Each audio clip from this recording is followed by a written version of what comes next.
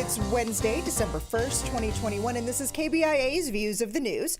Our weekly roundtable on media behaviors comes to you from the studio at the Reynolds Journalism Institute. I'm Amy Simons, and here with me are my colleagues, Ron Kelley and Ernest Perry. On our program this week, CNN's Chris Cuomo wasn't on the air last night.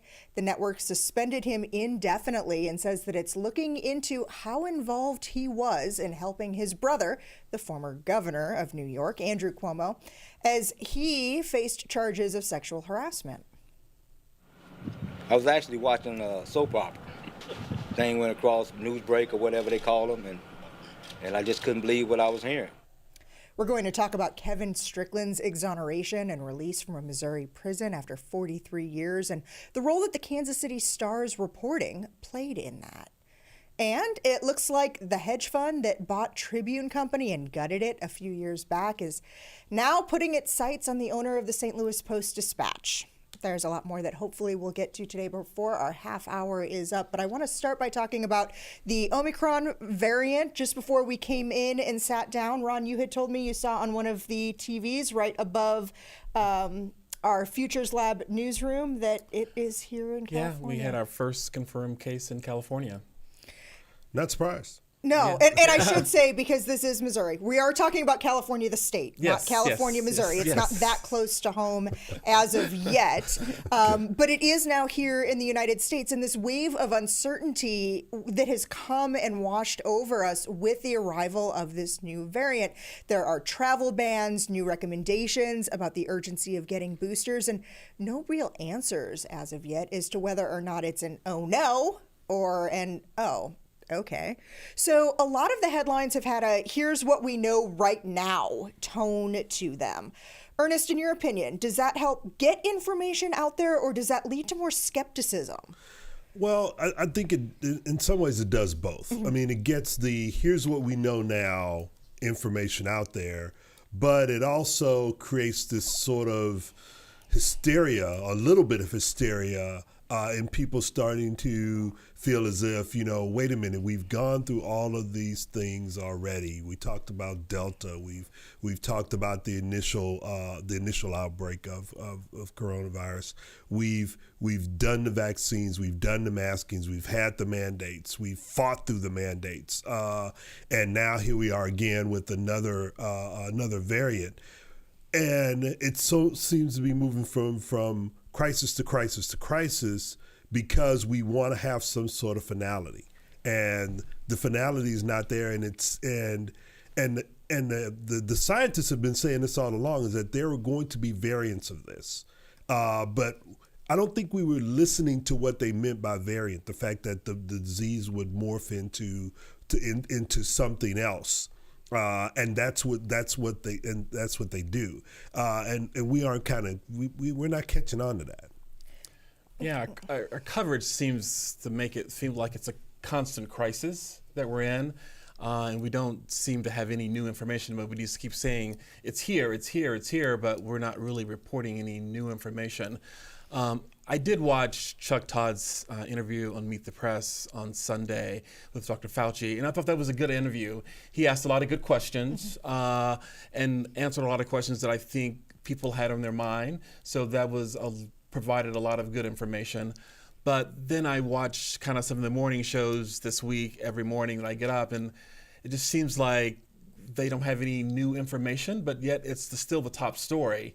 And then kind of creating this kind of little bit of a hysteria about this new variant. And I think the travel bans that were instituted in Europe also didn't help, because it made it seem as if, okay, if Europe is in travel lockdown again, then inevitably we're going to be in lockdown. Right. And there has been a lot of criticism as well among governmental leaders in the African countries, 7 or 8 of them that have been affected by this, saying that really all that has managed to do is fuel racism and misunderstanding in the way that coverage has been happening. No, absolutely. And the thing that is concerning for me in watching this is that they're talking about how it's spreading, but they aren't saying very much about what are the symptoms of this. Are the symptoms similar? Are people who have this new variant, are their symptoms harsher? Do they come out of it quickly? Of course, we don't have any information about how effective the vaccines are against this new variant. They're still saying we're about a week and a half to 2 weeks out from knowing that information. So that sort of just leads into this sort of bit of hysteria because the information is coming out slowly, but it takes time because it's not like watching CSI. Or one of the other shows. It's not where, all over in 54 minutes? Right. And I think that's, I really What, you zip through the commercials on the DVR? I think that's part of the problem. I really do, is that, because people are so used to watching these shows, they expect that science to work that quickly, when in fact it doesn't. I mean, anyone who is, especially journalists like myself who've worked close to police know that they don't solve crimes that quickly, that the CSI van doesn't show up and then the next day they have the blood test back. It doesn't work like that. So that, I think, is part of the issue, too. So you raised a really good point about that, Ron, too, because I was having a conversation completely unrelated with one of our colleagues at another university who I had worked with previously. And we were kind of talking, actually, in the context of 9/11, like to kind of connect these, but not. And at the time, he was a beat reporter who was covering United American and Southwest. That was his beat on 9/11. And he quickly cursed the entire event for what it did to audiences' expectations and appetites for news coverage for ongoing situations like this, because everybody wanted the information now, even if it didn't exist. It was this 24-hour appetite. And that's exactly what you're describing here. We're going to continue to fill that time and talk about this, even if we don't have anything new to tell you. Yeah, and it's something, we teach our journalism students that I kind of wanted to mention that we're expected to be aware of the consequences of what we publish and broadcast. We're expected to show some humanity because of the consequences of what we publish and broadcast, because we wanted to make sure it's helpful to the public and not harmful to the public of what we are putting out, the information we're putting out there. And so I think as journalists, we have to be careful of not putting information out there that is causing hysteria or that is not helpful to the public. Okay, well, so another thing as journalists that we want is transparency. That was a really good segue. You didn't realize you were giving me that. Thank you. We go out of our way to avoid conflicts of interest. We don't report on our family, and we don't use our personal connections or professional connections to gain access or information to benefit ourselves or those close to us. So let's rewind a few months. We're going back to August 16th. After Chris Cuomo, I have a hard time with that. After Chris Cuomo's brother, Andrew, resigned as New York State's governor following a series of substantiated sexual misconduct allegations, he returned to his CNN anchor desk and hosted his primetime program. He opened the show that night, August 16th, with a statement that included this. There are stories and critics saying all kinds of things about me. Many unsupported. But know this, my position has never changed. I never misled anyone about the information I was delivering or not delivering on this program. I never attacked nor encouraged anyone to attack any woman who came forward. I never made calls to the press about my brother's situation. I never influenced or attempted to control CNN's coverage of my family. And as you know, back in May, when I was told to no longer communicate with my brother's aides in any group meetings, I acknowledged it was a mistake, I apologized to my colleagues, and I stopped, and I meant it. It was a unique situation being a brother to a politician in a scandal and being part of the media. I tried to do the right thing, and I just want you all to know that. So last night, Anderson Cooper sat in Cuomo's seat during the 8 p.m. hour. His show expanded to 2 hours. And Chris Cuomo is now indefinitely suspended from the network because Monday, the New York Attorney General released a trove of documents and interview transcripts that completely contradict everything you just heard Cuomo say there. These documents show that there were text messages in which advisors to his brother's defense and his administration asked Chris Cuomo to check his sources. And he said in that text on it And Chris Cuomo acknowledged to investigators in interviews he did with them that he tried to attempt to get more information about a story that Ronan Farrow was working on, figuring out where he was in that reporting and where and when that story might come out. Now, Chris Cuomo defended those practices as being completely conventional. Ron, your response to that's just conventional professional courtesy and practice. No, it's not. I think there's a code of ethics that we have in the profession of journalism. And I think if the documents show that he did what he did, allegedly what he did, that he crossed the line. And so I think he's probably going to be gone for good. Well, so Ernest, we have been talking about this conflict of interest going back to those cutesy-wootsy interviews that were going on at the beginning of the pandemic, talking about this in May when these allegations started coming to light, again in August when he returned. Is this finally, do you think, that moment where CNN has no choice but to I think it's fine. It's finally the moment where it had no choice. But this was one of those things where you see the headlights coming, and eventually it's going to get to you. They keep getting brighter and brighter and brighter. And brighter. And this is where we are. I mean, we saw this coming, going all the way back to those cutesy interviews that he was doing with his brother back at the beginning of the pandemic, and maybe even further back than that. Part of the issue here is that CNN put his ratings and the ratings of his show ahead of the right thing to do as it relates to ethical behavior on the part of someone who is in their employ. And they could have dealt with this back then. When it first came out, they could have said, look, you need to make a decision. Either you're going to help your brother or you're going to be working on your show. You can't do both. So it's been kind of insinuated in some of the media opinion columns, Eric Wemple from the Washington Post among those, saying that Chris Cuomo's scandal is Jeff Zucker's scandal.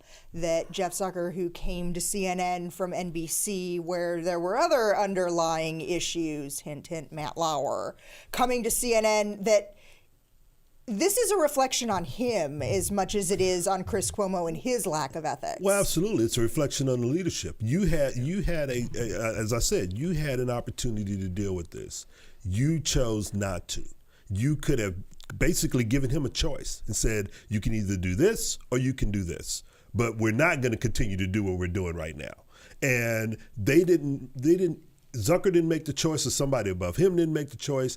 And it should have been made. And now they find themselves, as NBC found itself, as CBS found itself, in the middle of a scandal that could have been dealt with if they had just said, wait a minute, you can't do both of these things. You're gonna have to do this. It seems like it's an example of putting profits above ethics. Yes, yes. It absolutely is. One of the other things, too, that I noticed yesterday, I had left work, had settled what our show was going to be, sent scripts to the two of you and to Travis McMillan and Aaron. Hey, we were ready to go. I'm driving home, and I start hearing in push alerts from the Associated Press and from the Washington Post and from almost every major news organization you can imagine that this has happened. I'm thinking, okay, I'm going home. I'm sitting in the chair, in my recliner chair, and I'm rewriting the show. And I turn on CNN, and I was watching CNN for 2 hours and 20 minutes before there was any mention of what had happened with what was ostensibly a big breaking story, because this isn't just unethical behavior on the part of a journalist. This is unethical behavior on the part of a journalist who was working to help the sitting governor of one of the most populous states in the country. This is pretty big news. CNN didn't mention it until 2 minutes before Cuomo should have been on the air, but was reporting breaking news on COVID and the Omicron variant, on a Michigan school shooting, on food prices as breaking news. But no mention of this until it was like the moment he should have been there and wasn't. Yeah, well, I don't have a problem with that. Okay. Because, I would say The Michigan school shooting Should have been the lead was in more every important. hour, Yeah. every half hour. No that question. was more important. Yes. The economy is more important. The coronavirus variant is more. Those have more of an impact on people's everyday Their lives I agree. than the network itself dealing with the crisis that they actually should have dealt with months ago in a way that would not have led to what happened yesterday. So I don't have a problem with the way in which they handled it, and they were probably also trying to do some crisis management on the part of how do we spin this to not make us look ridiculous. Yeah, they were probably trying not to create too much attention. Okay. Well, Missouri made national news last week as the state's longest-serving incarcerated person was exonerated and released from a prison in the northwest corner of the state.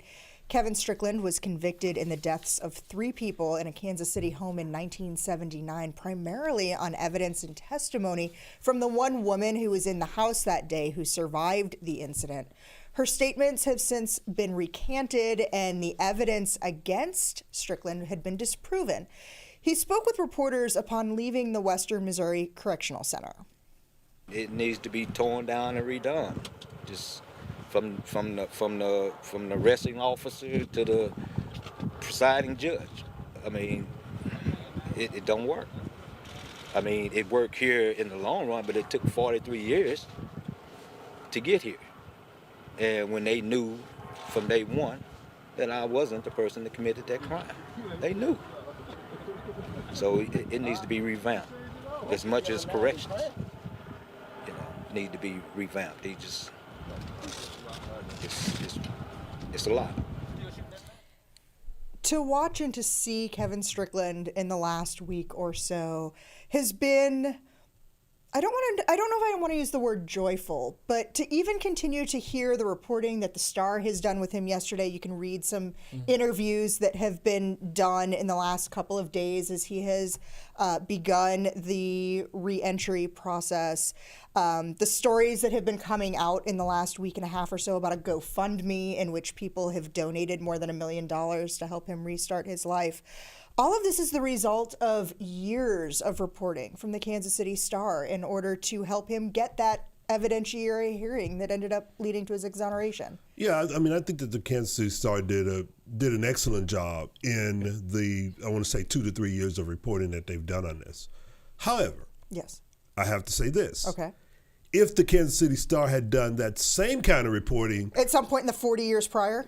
or when the case actually came, we may not have gotten to this point. Okay. This is one of the things that has really bothered me about many of these exoneration cases as it relates to to journalism and to the news media, is that we want to pat ourselves on the back for the work that we've done to help exonerate, but we need to own up to the fact that had we done that kind of hard reporting in questioning what the prosecutors were doing, what the police were doing at the time, maybe we wouldn't have even gotten to this point. But as we've seen in a lot of these cases, that doesn't happen because we tend to take the sides of the authority unless there is something that is very compelling that forces us to look in another direction, i.e. George Floyd. Right. And so let's kind of back up here. And Ron, maybe this is something you can speak to. How much of that, too, though, is about shifting attitudes and perceptions and reflection? I mean, you're talking about decades ago, we're talking about the war on crime. We're talking about the crime bill. Like, if we think about everything that has happened, okay, yeah, there's the last 3 years, but the last 40 years and the perspectives on that reliance on authority and how really we're at this reckoning point where we're examining some of these cases that 15 years ago, even 5 years ago, we wouldn't have questioned police in the same way or prosecutors in the same way. We had a different level of trust in them. Yeah, it seems like, though, there were some examples of them to question authorities. Okay. Because one of the people that admitted to the crime said that he was wasn't not there. involved. So where was the journalism then Okay. to look more Fair. into that Fair. at that point to do a better investigative story, to look more into that, and do some of the reporting that they did in the last couple of years. Yeah. To do the right story. So I mean, really, I don't want to take away from what the Kansas City Yeah. Stars did, and the Innocence Project, which really did the bulk of the work to help bring this case to light. And the Innocence Projects that are going on all over the country, they're doing a magnificent job. I agree. But one of the things that has bothered me for a long time, even going back to when I was covering courts and covering police, is that many of the journalistic practices that we do every day contribute to this because we don't question authority and recognize that there is some inherent biases in the way in which they operate, but there are also biases in the way in which we operate. And that's something that we really need to take a look at. Yeah, and that goes to the stereotyping, I think, that we do in our coverage and how we do journalism, have done journalism over the last 30, 40 years. It does. I also think about, and maybe this is a reflection for me as a white woman, and as I'm hearing what both of you are saying, it's almost that bias of, well, the police told me that it was okay, that this was a good collar, if you will. Or I think about, again, being in Chicago and all of the cases that Detective John Burge was involved with, the torture cases. He was doing his job. That's what it was supposed to be. Today, in 2021, and since George Floyd and since Michael Brown, and we have a greater sensitivity to where our biases are that we maybe didn't take the time to think about previously. We have reason to question authority because what they say in their reports and in their press releases is different from what we see in social media of people who are actually filming what they're doing. That's true too. That there are also advances in technology as well that have really have changed that narrative. But like Ernest said, this still was an amazing story. Oh yeah. So and it was kudos to Kansas City Star for at least getting it right now this time. And that Kevin Strickland is again free and having an opportunity to move on with his life. Let's move east now to St. Louis, where all eyes are on the owners of the St. Louis Post-Dispatch. Lee Enterprises is fighting off what appears to be a hostile takeover by Alden Global Capital. That's the hedge fund that bought and has cut at the Tribune newspapers. Right now, it's looking like Alden is reopening the playbook from the Tribune days, trying to seat 3 people onto the board and begin that takeover process. What's happening there, and what's Lee's response to try to fight it? Well, why change the formula if the formula's working? Yeah, it worked pretty well, it worked pretty well on all of their other acquisitions in newspapers, and it's likely to work here too. I mean, one of the things that Lee's trying to do is they're trying to stall for time to figure out a way in which to not have Alden come in and take over, which I think would be a good thing for the papers that are owned by Lee. And even when Lee bought these papers, there was concern that they had done it in a way that was going to open themselves up to exactly what's happening right now. They leveraged a lot of their own capital and went into significant debt in order to buy up the papers that they did back when they bought the Post-Dispatch, and now they find themselves in this situation. So I'm hoping that it won't come to that, but I would be shocked if it did. Yeah, and I guess one of our colleagues who normally sits in the seat, Kelley.